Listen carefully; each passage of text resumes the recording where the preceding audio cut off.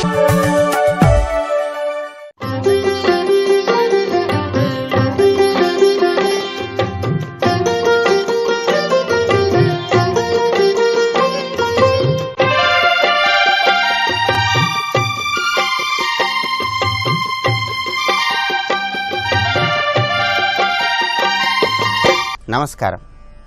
ప్రేక్షకులందరికీ శుభోదయం.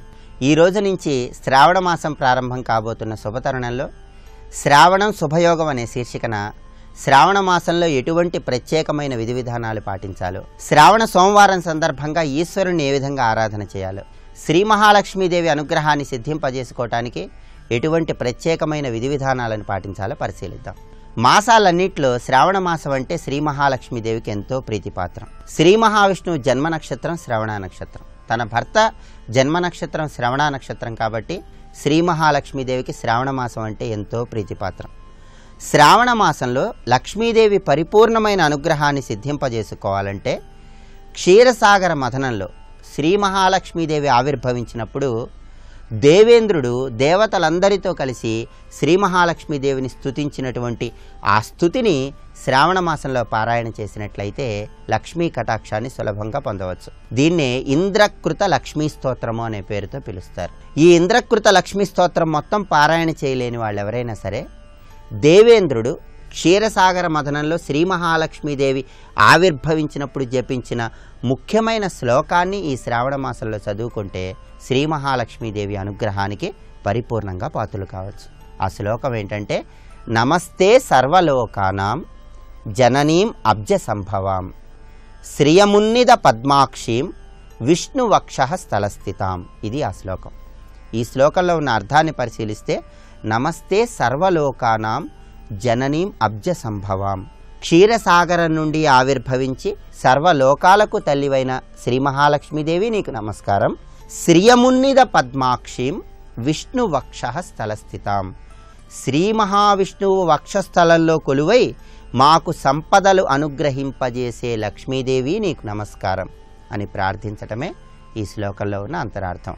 స్వయంగా దేవేంద్రుడు కీర్తించినటువంటి నమస్తే సర్వలోకానాం జననీం అబ్జ సంభవాం శ్రియమున్నిద పద్మాక్షీం విష్ణువక్ష స్థలస్థితాం అనే ఈ శ్లోకాన్ని చదువుకొని శ్రావణ మాసంలో లక్ష్మీ పూజ చేసినట్లయితే శ్రీ మహాలక్ష్మీదేవి అనుగ్రహానికి సులభంగా పాత్రలు కావచ్చు. అలాగే సంవత్సరంలో వచ్చే 12 నెలల్లో శ్రావణ మాసం అంటే తనకెంతో ప్రీతిపాత్రమని ఈశ్వరుడు స్వయంగా వివరించినట్లుగా స్కంద పురాణం మనకు తెలియజేస్తుంది.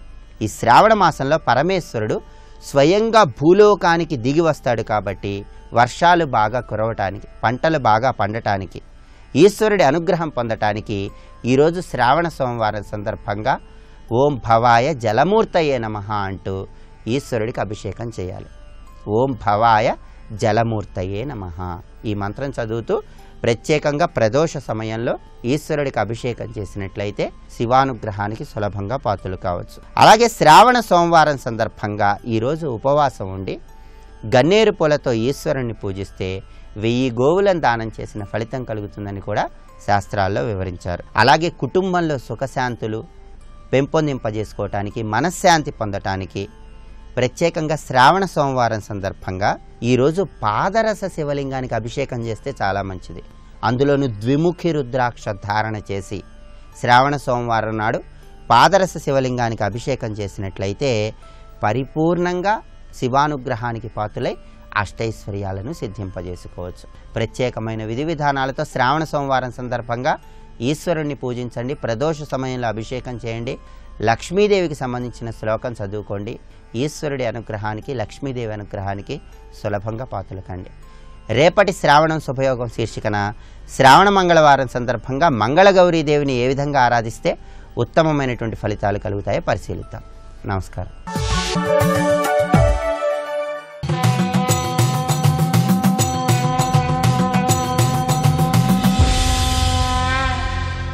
శతక సాహితీ సరస్వతికి నమస్కారం.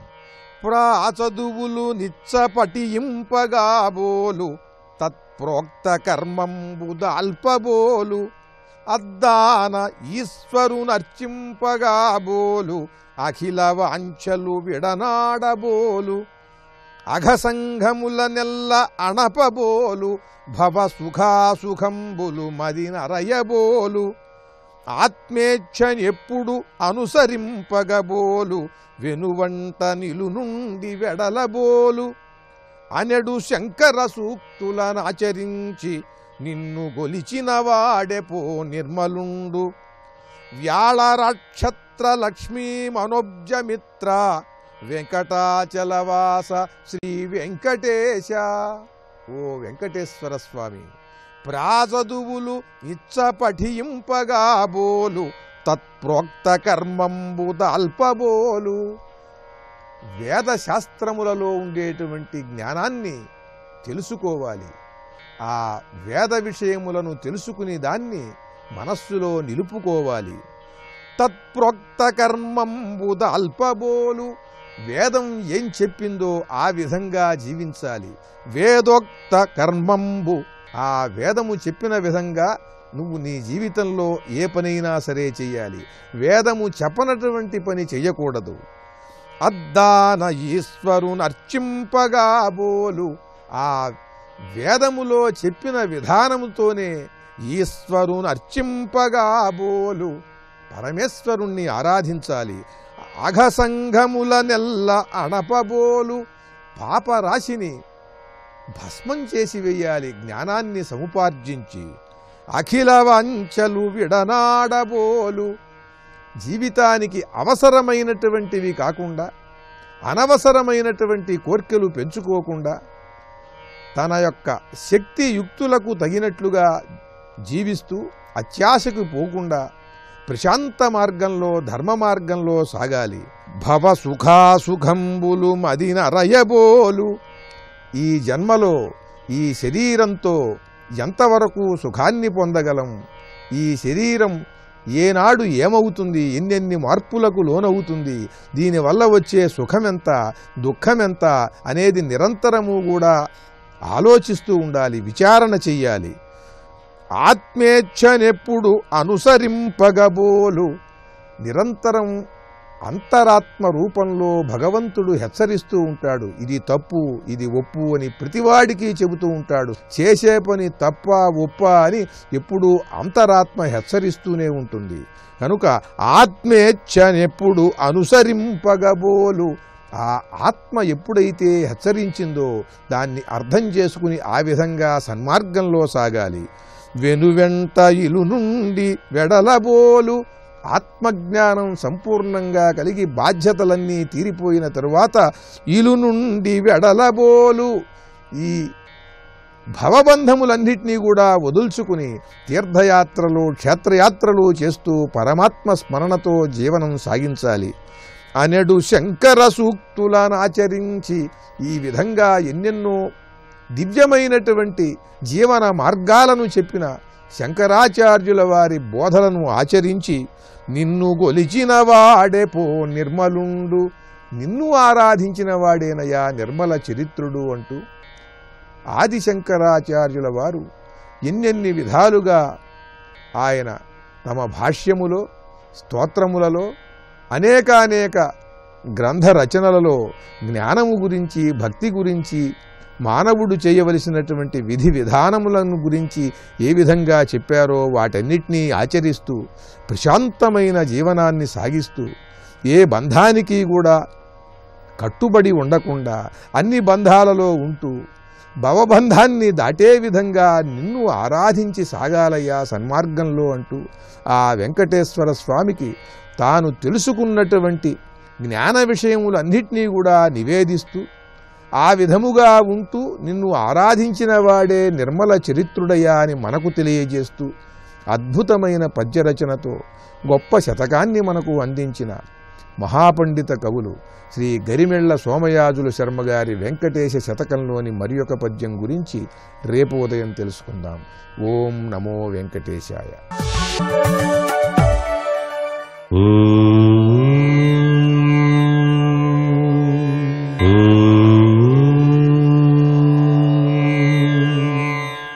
ఓం నమో నారాయణాయ. ఓం నమశివాయ. శ్రీమాత్రే నమః. శ్రావణలక్ష్మి స్వాగతం అంటూ ఈ యొక్క అద్భుతవంతమైనటువంటి మాసంలోకి ప్రవేశించిన ఈ శుభగడియ అదృష్టలక్ష్మికి నాందీవాక్యం పలికేటువంటి విధి విధానాలున్నాయి. ఆ ఐశ్వర్యలక్ష్మి, సంతానలక్ష్మి, సౌభాగ్యలక్ష్మి, వివిధ రకాలైనటువంటి లక్ష్ములతో ఆ మహాలక్ష్మీదేవి ప్రతి ఒక్కరిని కూడాను అనుగ్రహించేటువంటి ఈ దివ్యవంతమైనటువంటి మాసంలో ప్రతి గృహిణి కూడాను సూర్యోదయాత్ పూర్వమే నిద్ర నుంచి లేచి పవిత్రవంతమైనటువంటి స్నానాదులు ఆచరించిన పిదప ఇంటి గుమ్మం ముంగిట రతనాల ముగ్గులు వేసి, గడప మహాలక్ష్మి కాబట్టి ఆ గడపకు పసుపు కుంకుమ అలంకరించి తోరణాదులు కట్టి ఆమె లక్ష్మీదేవిని అర్చన చేయటం, శ్రావణలక్ష్మి స్వాగతం అంటూ వివిధ రకాలైనటువంటి అర్చనా పద్ధతుల్లో ఆ చక్కని తల్లిని లక్ష్మీనారాయణను పూజ చేయటం ఈ మాసంలో ఉన్నటువంటి విశిష్ట సంప్రదాయం. అంతేకాకుండా శుక్రవారం నోములు, వరలక్ష్మి వ్రతాలు, గౌరీ సంబంధించినటువంటి నోములు ఇవన్నీ కూడా ఈ మాసంలోనే నిర్వహించడం జరుగుతుంది. కొత్తగా పెళ్ళైనటువంటి వారు ఆ యొక్క గౌరీ నోము నోయటానికి ఉపయుక్తులవుతారు. అది సౌభాగ్య చిహ్నానికి నాంది పలుకుతుంది. లక్ష్మీదేవత యొక్క దివ్యవంతమైన అనుగ్రహం ఈ ఏడాది సోమవారం నుంచే ప్రారంభమైంది. అంటే శివప్రీతికరమైనటువంటిది సోమవారం అయినప్పుడు ఆ పరమేశ్వరుడు కూడాను ఐశ్వర్యప్రదాత కాబట్టి ఆ లక్ష్మీదేవిని కూడాను మారేడు దళాలతో అర్చన చేసినట్లయితే చక్కటి సత్ఫలితాన్ని ప్రసాదించుకోవడానికి ఆస్కారం ఉంది. అటు శివాభిషేకం, ఇటు లక్ష్మీదేవికి అర్చనాది కార్యక్రమాలు.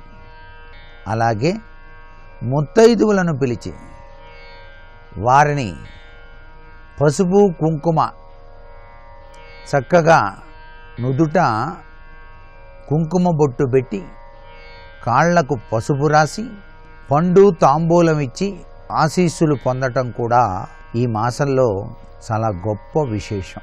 సర్వే జనా సుఖినో భవంతు.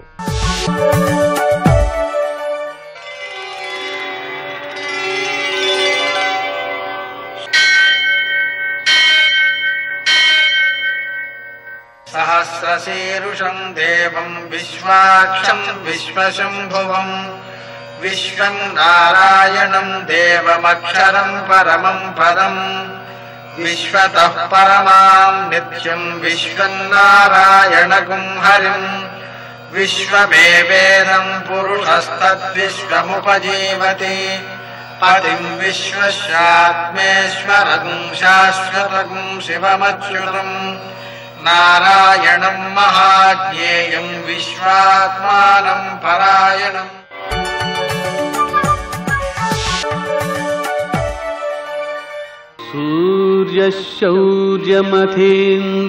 సూర్యశౌర్యమథేంద్రపదవీ సన్మంగళం మంగళం.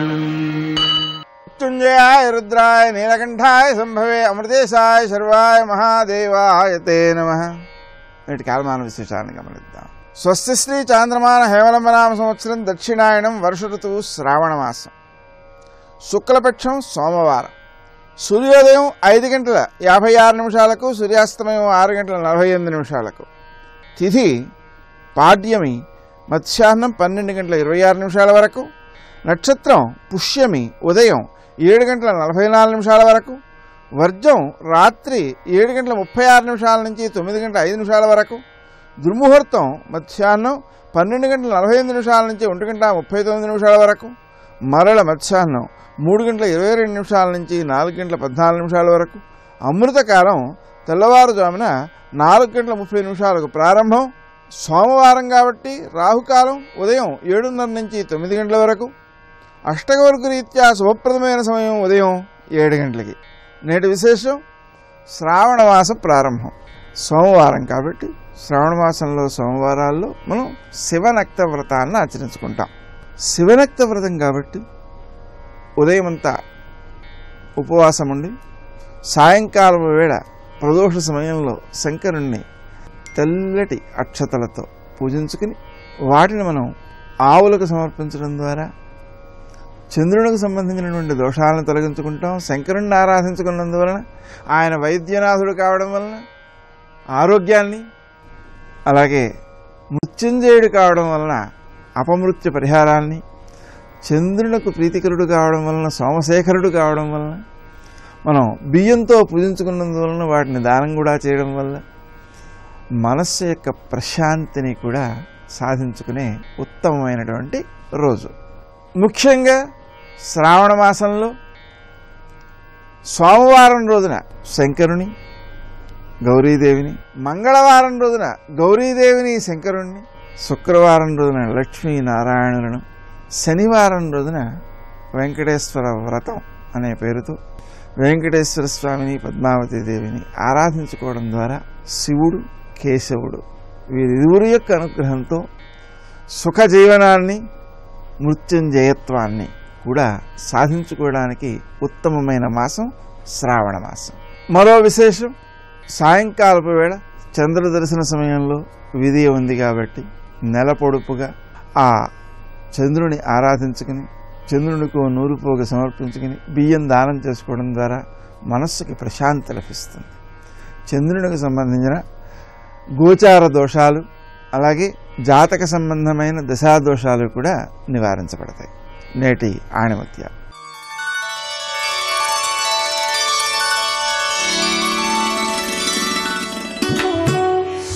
శాంతంగా నిబ్బరంగా ఉండగలగడమే నిజమైన శక్తికి నిదర్శనం.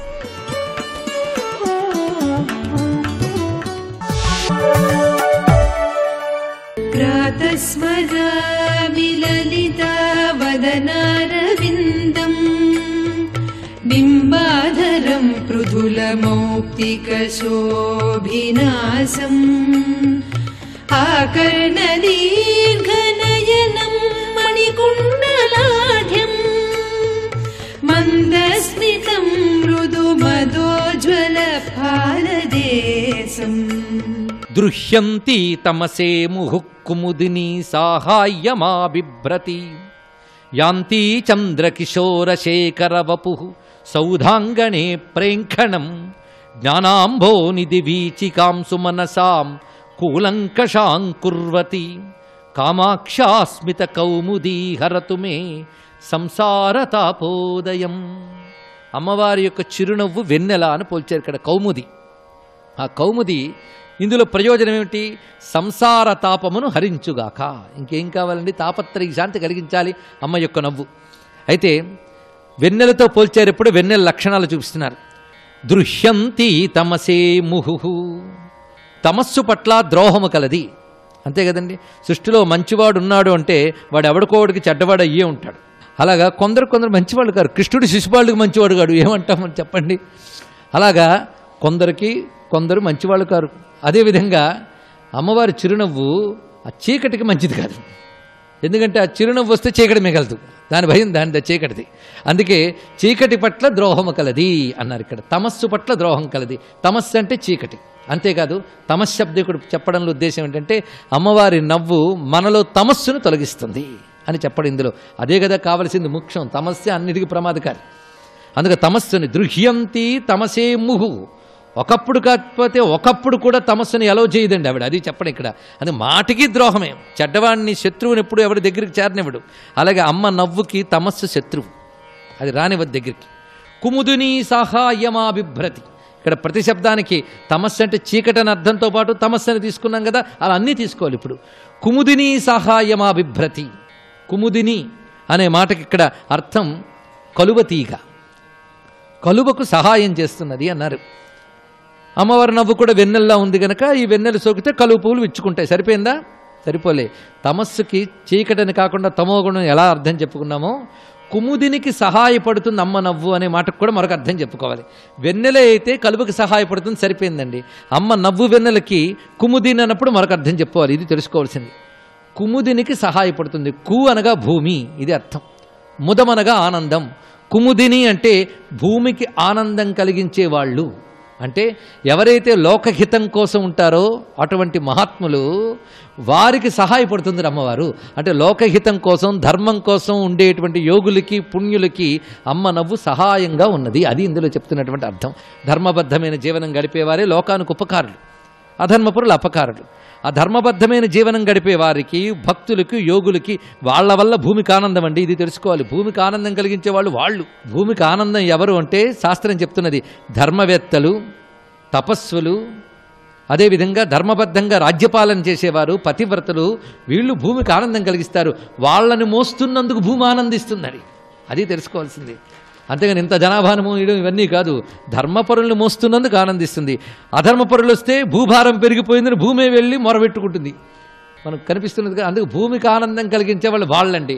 అలా భూమికి ఆనందం కలిగించే వాళ్ళకి ఆనందం కలిగించేది అమ్మవారి యొక్క చిరునవ్వు. అందుకు కుముదిని సహాయమా బిభ్రతి, అది దీనిలో ఉన్న భావం. అంతేకాదు, సాధారణంగా వెన్నెల మేడల మీద వాటి మీద పడుతూ ఉంటుంది కదండి, మంచి చక్కటి మేడల మీద. పైగా తెల్లని మేడల మీద వెన్నెల పడినప్పుడు అందం మరీ బాగుంటుంది. అయితే ఆ తెల్లని మేడలు కూడా చంద్రకాంత శిలలు, అంటే మార్బుల్ ఇలా మనం అనుకోవచ్చు. అలాంటి చంద్రకాంత శిలలతో కట్టిన మేడ మీద కానీ వెన్నెలు పడితే ఎలా ఉంటుంది ఊహించుకోండి. నిగనిగలాడుతూ భలే కనబడుతుంది. పైగా కొంచెం దానికి చంద్రకాంత శిలల మీద కానీ వెన్నెల పడితే అది కాస్త కరిగి తడితడిగా కనబడి మరీ అంతంగా ఉంటుందండి. అలాగా ఒక చంద్రకాంత శిలా సౌధం మీద వెన్నెల పడి ఆడుతున్నట్టుగా ఉందట. అంటే పిల్లలు చూడండి మేడలు మిద్దులకు కాడినట్లుగా ఈ వెన్నెలు కూడా వెళ్ళి ఆడుకుంటుందట ఒక సౌధం మీద. ఏమిటా సౌధం? ఒక తెల్లని మేడ ఉందిట. ఆ మేడ మీద ఈ నవ్వు ఆడుతుందిట. ఆ మేడ ఏమిటో చూడండి. చంద్రకిశోర శేఖర వపు సౌధాంగణే ప్రేంఖణం. శివుని శరీరం అనే తెల్లని మేడ మీద అమ్మ నవ్వనే పిల్లాడు ఆడుకుంటున్నాడు అన్నాడు. ఇక్కడ వెన్నెలతో మీరు పోల్చుకుంటే శివుని శరీరం తెల్లగా ఉండడం, అమ్మ నవ్వు వెన్నెల్లా ప్రసరిస్తూ ఉంటే, పైగా మామూలు రాళ్ల మీద పడితే వెన్నెలు పడిందంటాం, కానీ చంద్రకాంత శిల మీద పడితే వెన్నెలకు రెస్పాన్స్ ఇస్తుందండి, అది కరుగుతుంది. అదేవిధంగా అమ్మ నవ్వుకి ఆయన శరీరం అంతా ఒక్కసారి స్పందించి ఉన్నది అని చెప్పడం దీనిలో ఒక భావం. పైగా చమత్కారం ఏంటంటే ప్రేంఖణం అన్నమాట వేశాడు. ప్రేంఖణం అంటే దుముకుట అని అర్థం. సరిగ్గా చెప్పాలంటే తెలుగులో దుముకుట. అమ్మవారి చిరునవ్వు దుముకుతోందట శివుడి శరీరం మీద. దుముకడం అంటే అర్థం ఏంటి? ఒక చోట ఉండకుండా మొత్తం తిరుగుతుంది. ఒక విశాలమైనటువంటి ఆట స్థలంలోకి పిల్లాడు వెళితే ఒక చోట కూర్చోమంటే కూర్చోడండి. ఎందువల్ల? వాడికి అంత విశాలత దొరకడం వాడికి సరదా. అందుకు అటు ఇటు తెగ తిరుగుతాడు, దుముకుతూ ఉంటాడు అంత విశాలమైనటువంటి స్థలంలో. అందుకే పెద్ద ప్లే గ్రౌండ్. అలాగే అమ్మవారి నవ్వు వెన్నెలతో పోల్చుతూనే వెంటనే పిల్లాడితో పోల్చాడు. అది గొప్ప విషయం. ఎందుకంటే చిరు నవ్వు కదండి, చిన్న నవ్వు. చిన్న నవ్వు అంటే పిల్లాడి లాంటిదే, అందుకు అంత అందంగా చెప్తున్నాడు. అది ప్రేంఖణం, దుముకుతోందని చెప్పడంలో విశేషం ఏంటంటే శివుడి శరీర సౌందర్యం ఎంత అద్భుతం. పాదాలను చూస్తూ ఉంటే ఎంత బాగుందో. పాదమే ఎంత బాగుంటే ఇంకా పైన శరీర భాగాలు ఎంత బాగుంటాయని మళ్ళీ వెళుతుంటుంది అచ్చు. ఇటు చూస్తూ ఉంటే ఇది వదలబుద్ధి వేయదు. ఇదే ఇంత బాగుంటే అది ఎంత బాగుందో అని పైకి వెళ్ళాలనిపిస్తుంది. కొంచెం పైకి వెళ్తే ఆ చోటు వదిలిపెట్టే బుద్ధి వేయక ఇంకా పైకి వెళ్తుంటుంది. అలాగే శివుని శరీరంలో అటు వదన సౌందర్యం, ఇటు హస్త సౌందర్యం, మందహాస సౌందర్యం, కంఠ సౌందర్యం, విశాల వక్షస్థల సౌందర్యం, పాద సౌందర్యం, జటాజూట సౌందర్యం, జటాజూటంలో దుమికి గంగమ్మ సౌందర్యం, ఇలా శివుని యొక్క శరీర సౌందర్యంలో అటు ఇటు తిరుగుతోందిట నవ్వు. చూస్తూ మురిసిపోతూ మొత్తం కూడా. అలాగా ఒక్కొక్క భాగాన్ని చూస్తూ మురిసిపోతున్నటువంటి అమ్మ నవ్వుని ప్రేంఖణం అని చెప్పడంలో ఇది అందమైన భావాన్ని చూపిస్తున్నారు ఇక్కడ. జ్ఞానాంబో నిధి వీచికాం సుమనసాం కులంకషాం కుర్వతి. ఇది కూడా అద్భుతమైన మాట చెప్తున్నాడు. జ్ఞానాంబో నిధి వీచికాం. అమ్మ యొక్క నవ్వు ఎలా ఉందంటే జ్ఞాన సముద్రము యొక్క తరంగంలా ఉందిట. అద్భుతమైన మాట అండి ఇక్కడ. ఇది కొంచెం మనం గణపతి మాట సాయం తీసుకుంటే మరింత బాగుంటుంది. తరంగం ఇక్కడ కనబడుతుందంటే సముద్రం ఎక్కడ ఉండాలి అన్నాడు ఆయన. నీ నవ్వు తరంగంలా ఉందమ్మా అన్నారు. తరంగం ఉందంటే సముద్రం ఉండాలి, అది ఎక్కడుంది అన్నాడు. అంతర్గతస్య హర్షక్షీర సముద్రస్య కశ్చన తరంగ అన్నాడు ఆ మహానుభావుడు. నీ అంతరంగంలో ఉన్న ఆనంద సముద్రం యొక్క తరంగమే నవ్వులా పెదవుల మీద కనబడుతుంది అన్నాడు. అంటే అమ్మ హృదయం అనంత సముద్రం, అపారమైన సముద్రం. ఏ సముద్రం? ఆనంద సముద్రం. ఆయన ఆనంద సముద్రం అన్నాడు. ఆయనకు పూర్వం ఏనాడో మూకకం అంటున్నాడు జ్ఞానాంభో నిధి వీచిక. అది జ్ఞాన సముద్రము యొక్క తరంగంట. అంటే అమ్మ నవ్వులో జ్ఞానం ఉన్నది, తరంగంగా కనబడుతుంది. అది అంటే సముద్రం ఎక్కడున్నది? ఆమె అంతరంగం, ఆమె స్వరూపమే జ్ఞానము. జ్ఞానమే ఆవిడ బ్రహ్మ విద్యా స్వరూపిణి కదండి తల్లి. పార్వతీ పరమాదేవి బ్రహ్మ విద్యా స్వరూపిణి అని చెప్తున్నది పురాణం. అందుకు బ్రహ్మ విద్యాది దేవత ఆవిడ జ్ఞానస్వరూపిణి. అలాంటి జ్ఞానస్వరూపం సముద్రంలా ఉన్నది, అనంతముగా ఉన్నది, అపారముగా ఉన్నది. ఆ జ్ఞాన సముద్రం యొక్క తరంగంలో ఉంది ఆ నవ్వు అన్నాడు ఇక్కడ. స్వస్తి. నమో ఆంజనేయం నమో దివ్యకాయం నమో వాయుపుత్రం నమో సూర్యమిత్రం నమో నిఖిల రక్షాకరం రుద్రరూపం నమో మారుతిం రామదూతం నమామి. చేతిలోకి చూడామణి రాకముందు హనుమ ఒకటి రహస్యంగా వెతుకుతారు. చూడామణి చేతిలో పడితే పర్వతాకారం పొంది గడప మీద కూర్చుని జయమంత్రం చెప్తారు. నేను ఫలానా రా ఎవడొస్తాడో అంటారు. ఏంటి నిర్భయత్వం, అమ్మవారి అనుగ్రహం కలిగితే అలా ఉంటుంది. అందుకే చూడామణి పొందకముందు చూడామణి తరువాత సుందరకాండ రెండుగా విడిపోతుంది. అదో సౌందర్యం, పరిశీలిస్తే తెలుస్తుంది. కాబట్టి ఇప్పుడు ఆవిడ ఒక ప్రశ్న అడిగింది, మరి ఇన్ని కోట్ల వానరములు వచ్చి ఉత్తర తీరంలో ఉన్నాయి, నువ్వు ఒక్కడివే వచ్చావు, మిగిలిన వాళ్ళు ఎవరు రాలేకపోయారు? రావణుడు ఇంత కట్టడి చేస్తాడు, ఇంత రక్షణ ఉంటుంది, రాముడు మాత్రం ఎలా వస్తాడు లక్ష్మణస్వామితో? మిగిలిన వానరములు భల్లూకములు ఎలా వస్తాయి? రాగలిగినవైతే అందరూ రావాలిగా ఇక్కడికి, నువ్వు ఒక్కడివేగా వచ్చావు. నాకు తెలుసు హనుమ, గరుత్మంతుడు వాయుదేవుడు నువ్వు మీ ముగ్గురికే ఉంది గమనశక్తి, నాలుగవ వాడికి లేదు. మిగిలిన వాళ్ళు ఎలా వస్తారు? ఆయన ఏమన్నారో తెలుసా? మద్విశిష్టాశ్చ తుల్యాశ్చ సంతి తత్ర వనౌకసః మత్త ప్రత్యవర కశ్చిన్ నాస్తి సుగ్రీవ సన్నిధౌ. అమ్మా, నీకు తెలియని ధర్మమా? రాజపుత్ర స్త్రీ దగ్గరికి, అంతఃపురంలో ఉండేటటువంటి మహారాణి దగ్గరికి ఎప్పుడైనా ఏదైనా రాయబారం పంపించవలసి వస్తే తన దగ్గర ఉన్న పరివారంలో అధమాధముడు, అందరికన్నా తక్కువ సమర్థత ఉన్నవాడిని పంపిస్తారు రాణివాసం దగ్గరికి. అమ్మా, రాముడు సుగ్రీవుడు నన్ను పంపారు అంటే, అమ్మా సుగ్రీవుడి దగ్గర మిగిలిన వాళ్ళందరూ ఎవరు? మద్విశిష్టాశ్చ తుల్యాశ్చ సంతి తత్ర వనౌకసః. నాకన్నా అధికులున్నారు, నాతో సమానులున్నారు, ఇంకా నాకన్నా తక్కువ వాళ్ళు లేరమ్మా. కాబట్టి ఎందుకు బెంగ పెట్టుకుంటావమ్మా? నేను నీ దగ్గరికి వచ్చానంటే నీకు అర్థం అవ్వలేదమ్మా, రాజుగారి దగ్గర అందరికన్నా తక్కువ వాడిని నేనని. ఎవరు మాట్లాడతారండి అసలు అంత వినయంగా? సాధ్యమే. ఆవిడికి ఆశ్వాసం కల్పించారు, తాను అంత వినయంగా నిలబడ్డారు. అందుకే హనుమ పాదాలు పట్టుకుంటే పరమ వినయంతో ప్రవర్తించడం అలవాటవుతుంది. జాతికి అత్యంత అవసరమైన సమయం ఈ వినయం. హనుమదుపాసన బాగా జరగవలసినటువంటి కాలం. సుందరకాండ ప్రవచనాలు అన్ని చోట్ల జరగాలి. కాబట్టి ఈ మాట చెప్తే తల్లి సీతమ్మ ఎంత సంతోషాన్ని పొందిందోట. అమ్మా, నేను బయలుదేరతానమ్మా, తప్పకుండా వెళ్ళొస్తాను తల్లి, కొద్ది రోజుల్లోనే రాముడు వచ్చేస్తాడు, చూద్దు గాని ఆకాశం నిండిపోతుందమ్మా. కోట్ల కోట్ల వానరములతో భల్లూకములతో రామబాణములు వచ్చి పడిపోతాయి. తిరిగి రామచంద్రమూర్తిని పట్టాభిషేకం పొంది సంతోషంగా ఉండే కాలం ముందుంది. అమ్మా, నువ్వు బెంగ పెట్టుకోకన్నారు. ఆవిడంది 2 నెలల గడువు ఇచ్చాడు, 1 నెలే ఉంటాను హనుమ, నెలలోపలే రాముణ్ణి తీసుకురావాలి. ఇప్పుడు ఆయన సమర్థత మీద నమ్మకం కలిగింది. అమ్మా, ఎందుకు బెంగ పెట్టుకుంటావు? నెల ఎందుకమ్మా, ఉత్తర క్షణంలో రాముడు వచ్చేస్తాడు, చూస్తూ ఉండు. ఆయన మాత్రం నీ గురించి బెంగ పెట్టుకోలేడా? నీ జాడ తెలియక ఊరుకున్నాడు, వెళ్ళి చెప్పగానే వస్తాడమ్మా, బెంగ పెట్టుకోకని బయలుదేరారు. అల్పశేషమిదం కార్యం. సీతమ్మని చూడడం గొప్ప. సీతమ్మ సంతోషంగా ఉంది, హనుమ సంతోషంగా ఉన్నారు.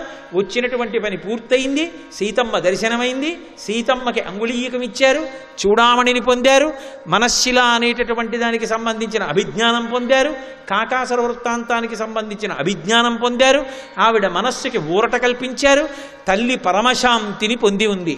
హనుమ యొక్క కార్యం చాలా వరకు పూర్తయిపోయింది.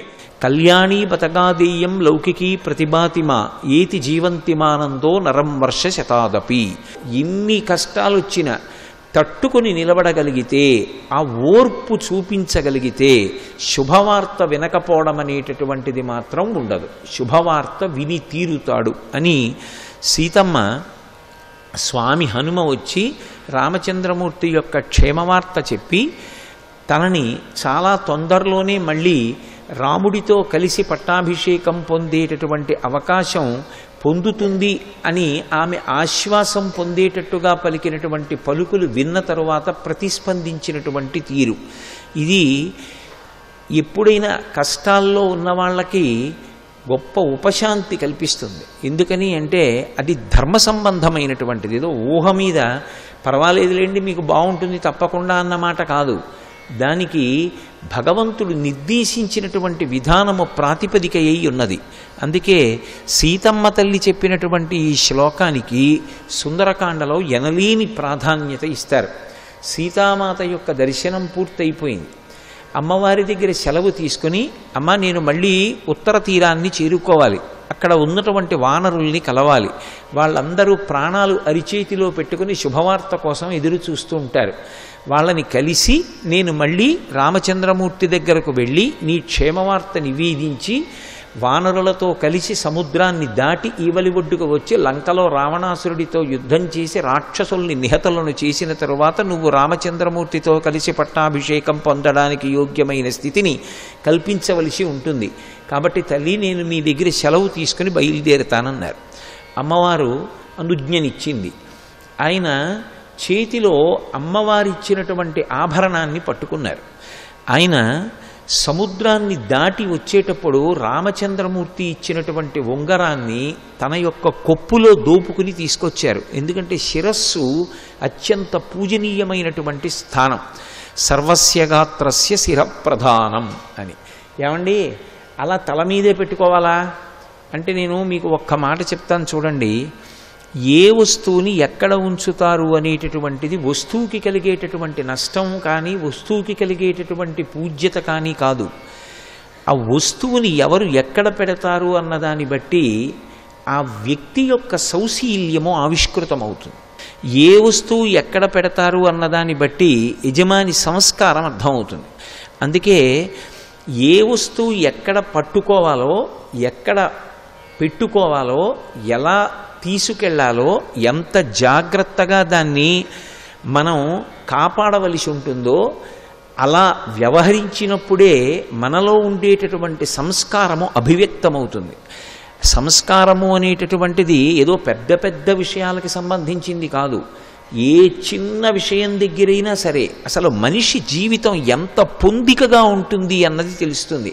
రామాయణం చదివితే రామాయణంలో ఎవరు ఎలా ప్రవర్తించాలో, ఎవరు ఎలా ప్రవర్తిస్తే సంస్కారవంతులంటారో మనకి ఎంత అద్భుతంగా మాట్లాడతారో మహర్షి. రామాయణ ప్రారంభంలోనే అసలు వాల్మీకి మహర్షి సంధ్యావందనం చేసుకోవడానికి బయలుదేరారు. సంధ్యావందనానికి బయలుదేరారంటే తమసా నదీ స్నానం చేస్తారు ఆయన. నదీ స్నానానికి వెళ్ళారంటే నదీ స్నానానికి గురువుగారు బయలుదేరతారు, మాధ్యాహ్నిక సంధ్య చేస్తారు. వాల్మీకి మహర్షి స్నానానికి బయలుదేరినప్పుడు తన వస్తువులను తాను సర్దుకోలేదు. మహర్షి ఆశ్రమంలోంచి బయటికి వచ్చి తమసా నది వైపుకు వెళ్ళిపోతున్నారు. వెనక శిష్యుడు అనుగమించాడు. అనుగమించిన శిష్యుడు గురువుగారు స్నానం చేస్తే ఏమేం కావాలో, గురువుగారికి సంధ్యావందనానికి ఏం కావాలో జ్ఞాపకం పెట్టుకుని అవన్నీ శిష్యుడు పట్టుకున్నాడు. ఇవి మహర్షి ఎక్కడ మరిచిపోరు. రామాయణం చదివితే ఒక అద్భుతం మీకు గోచరిస్తుంది. అసలు రామాయణంలో ఉన్న గొప్ప విషయం ఏమిటంటే కేవలం కథని వర్ణించరు. ప్రతి చిన్న విషయాన్ని కూడా మహర్షి చెప్తారు. అసలు ఏది విడిచిపెట్టరు. హనుమ సీతమ్మ దగ్గర నుంచి బయలుదేరారు అని వదిలేయచ్చు. సీతమ్మ అనుజ్ఞనిచ్చింది, సీతమ్మ దగ్గర బయలుదేరారు అని చెప్పచ్చు. కానీ మహర్షి అలా చెప్పరు. ఆయన అంటారు ప్రదక్షిణ పురస్సరంగా హనుమ సీతమ్మ నుండి అనుజ్ఞ తీసుకుని వెళ్ళారు. సర్వం శ్రీ ఉమామహేశ్వర పరబ్రహ్మార్పణమస్తు. స్వస్తి.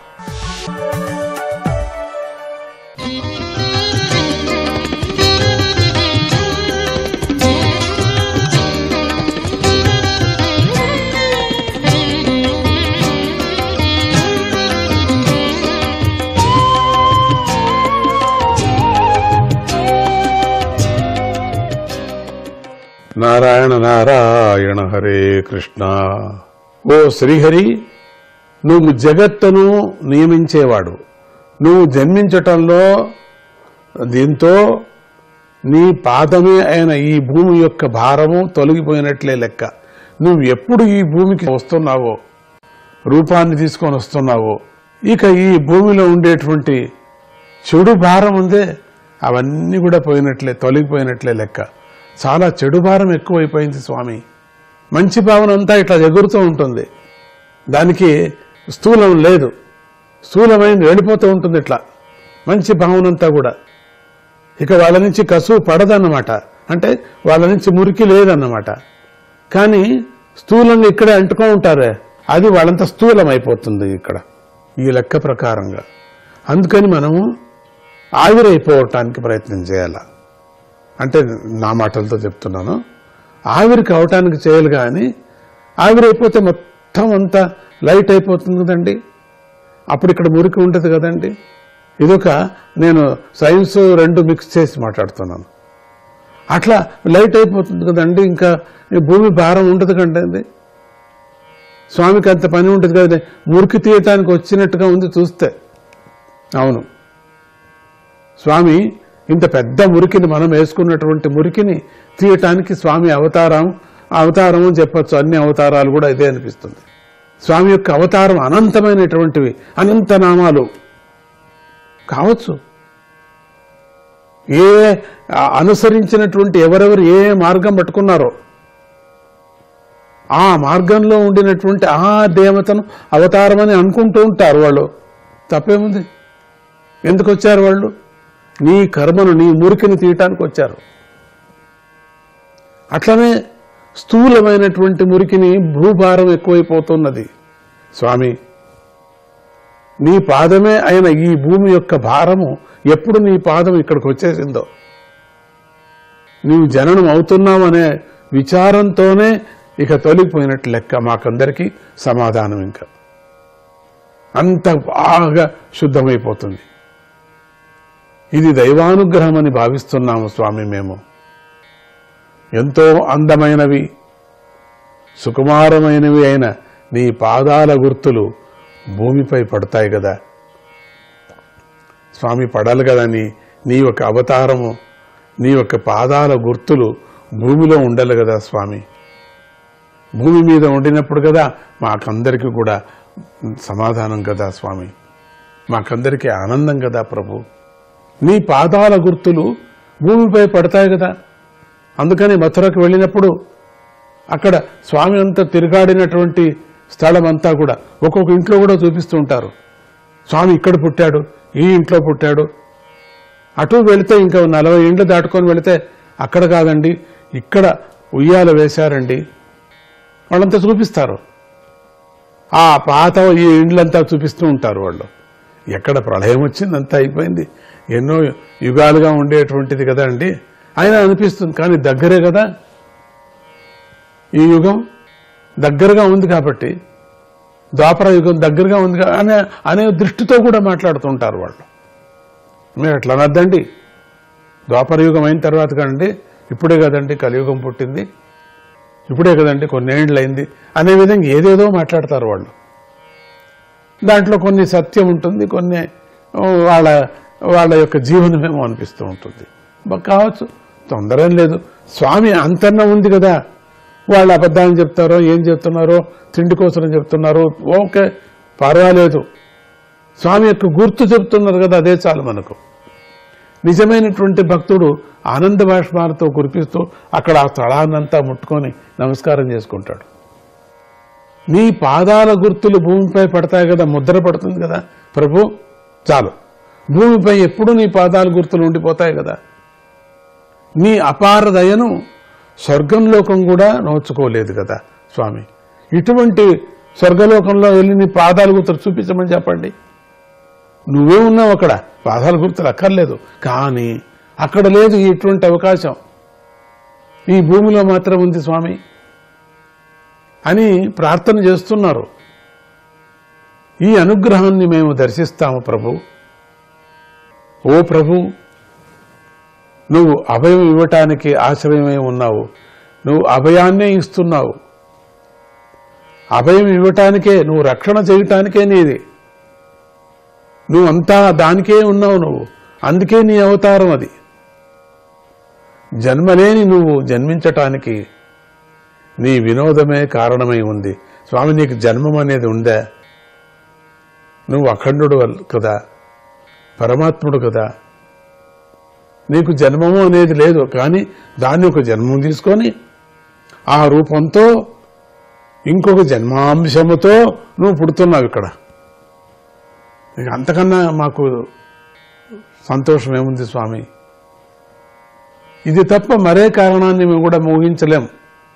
నువ్వు మా కోసమే అభయం ఇవ్వటానికి వస్తున్నావు, ఈ భూమిని తరించటానికి వస్తున్నావు, ఈ భూమి మీద పడినటువంటి రాక్షసులందరినీ కూడా సంహారం చేసి మురికిని తీయటానికి వస్తున్నావు. ఎందుకంటే నువ్వు ఆత్మస్వరూపుడవు. పుట్టటము, జీవించటము, మరణించటము అనేవి నీకు అజ్ఞానంతో కల్పించబడ్డాయి. ఇవన్నీ కూడా అజ్ఞానంతో ఉండేటువంటివి. ఓ ప్రభు, నువ్వు పూర్వం మత్స్య, హయగ్రీవ, కూర్మ, నృసింహ, వరాహ, హంస, శ్రీరామ, పరశురామ నామరూపాలుగా అవతరించి మమ్మల్ని ముల్లోకాలను కూడా పాలించావు. అంటే అటువంటి నామరూపాలు వామనావతారంతో చేరి కూడా అటువంటి నామరూపాలతో వామన రూపాలతో అవతరించి నువ్వు ముల్లోకాలను కూడా పాలించావు. అదేవిధంగా ఇప్పుడు కూడా భూభారాన్ని తొలగించు ప్రభు, నీకు నమస్కారం అని దేవతలంతా స్తుతించి దేవకీదేవితో ఇలా అన్నారు. అమ్మా దేవకి, పూర్వం శ్రీహరి అంశ అయిన శేషుడు నీ గర్భంలో ప్రకటమయ్యాడు. అమ్మా ఎంత అదృష్టం తల్లి నీకు. ఆదిశేషుడే నీ గర్భంలో ప్రకటమయ్యాడు. పూర్వం అంటే ఇంతకన్నా ముందు అని. ఇప్పుడు సాక్షాత్తుగా పురుషోత్తముడైన శ్రీహరియే మా క్షేమాన్ని కోరి నీ గర్భవాసము చేస్తున్నాడు. ఆహా ఎంత ఆనందం! మా అమ్మల్ని రక్షించటానికి నీ గర్భవాసం చేస్తున్నాడు. నువ్వెంత అదృష్టవంతురాలు, మేమెంత అదృష్టం చేసుకున్నాం. స్వామి మానవావతారంతో వచ్చినట్టుగా వస్తున్నాడు కదా, ఇది దైవానుగ్రహం. భోజదేశానికి రాజైన కంసుడు తన మృత్యువును ఏరి కోరి తెచ్చుకుంటున్నాడు. అయింది వచ్చినట్టే, వాడికి మృత్యువు వచ్చినట్టే. ఎప్పుడు పుడుతున్నాడో మృత్యువు పుట్టింది, వాడి మృత్యువు పుట్టింది అని అర్థం. ఆ కంసుడికి నువ్వు భయపడద్దు. నిన్నెంత అవమానం చేశాడు, నిన్నెంత హింస పెట్టాడు. ముందు పుత్రులందరినీ కూడా సంహారం చేశాడు. కఠినాత్ముడు, వాడికి హృదయం లేదేమో, చక్కగా ఉండేటువంటిదేమో అది, వినప ముద్దలాగా కనపడేటువంటి దేహమేమో అది. ఆ దాంట్లో ఏమీ లేదేమో, ఒక బండరాయి కదిలినట్టుగా ఉన్నాడు కంసుడు. బండరాయే ఆ శిశువుల్ని సంహారం చేయటంలో స్వయంగా తానే సంహారం చేశాడు. అది వేరే. దయలేదా? 8వ పుత్రుడు పుడతాడు అప్పుడు చూసుకుందాం అనేది ఎవరో చెప్పంగా వాళ్ళందరినీ అట్లా సంహారం చేయటం. ఉండవచ్చు, వాళ్ళు దేవతలే ఉండొచ్చు, వాళ్ళు పుట్టారు, అది వేరే విచారం. కానీ వీడికి దయలేదే. నువ్వు భయపడొద్దమ్మా. నారాయణ నారాయణ నారాయణ శ్రీహరే కృష్ణ